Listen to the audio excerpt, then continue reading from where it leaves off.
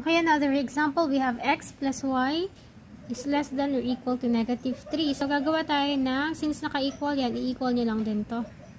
Okay? Naglagay na ako ng, inassign ko na yung numbers from 3 to 1, 0, negative 1, and so on. So, when x is equal to 3, what is our y? Kunin natin yung formula na to. So, x plus y is equal to negative 3.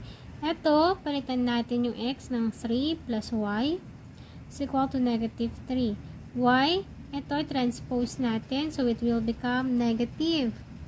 So, we have negative 3,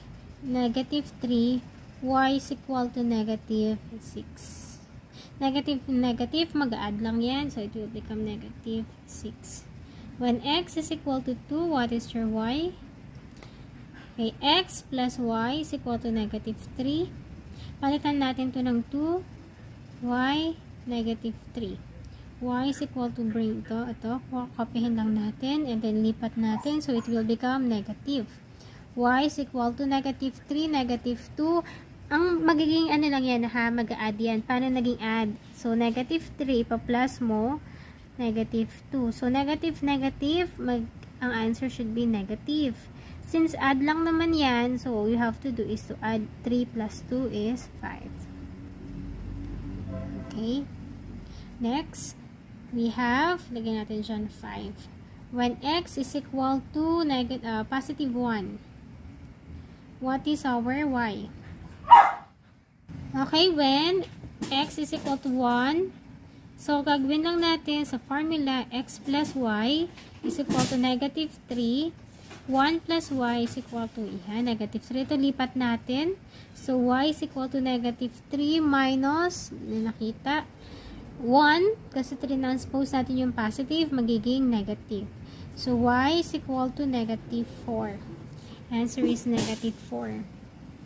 So, i-check nyo, negative 6, negative 5, negative 4. So, parang magkakasunod lang. So, ito, negative 3, negative 2, negative 2, and negative 1, 0. So, let's see kung tama.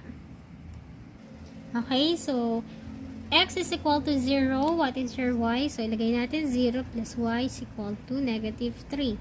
So, y is equal to negative 3. So, tama, negative 3. When x is equal to negative 1, what is your y?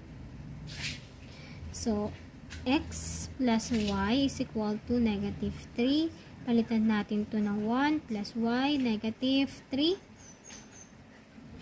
Okay, so, negative 1. So, gawin natin plus y. Bakit may plus?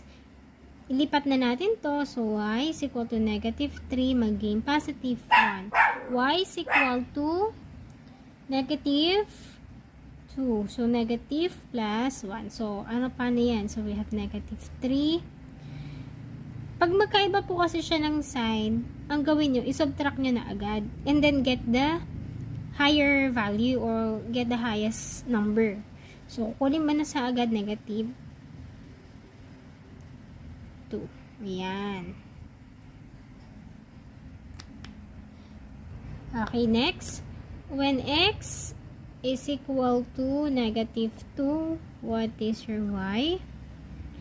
So, we have x plus y is equal to negative 3. When x is 2 plus y is equal to negative 3, ito transpose natin. Siyempre, magiging positive y. Negative 3, magiging plus 2 y. So, ang gawin nyo, pag magkaiba sila ng sign, isusubtract. So, 3 minus 2, ang sagot is 1.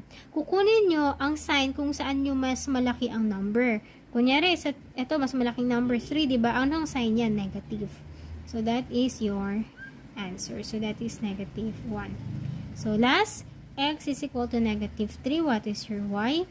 So, we have negative 3 plus y, negative 3.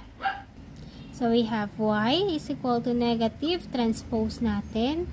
So, positive 3. So, mangyayari, 0, 3 plus negative 3 plus 3 is 0. So, the answer is 0. So, i-graph na natin.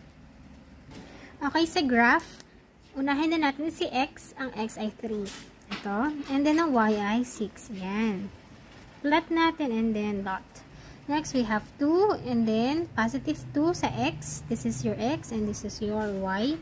Tandaan, ito positive, positive, negative, negative. Okay, so 5 and then yan.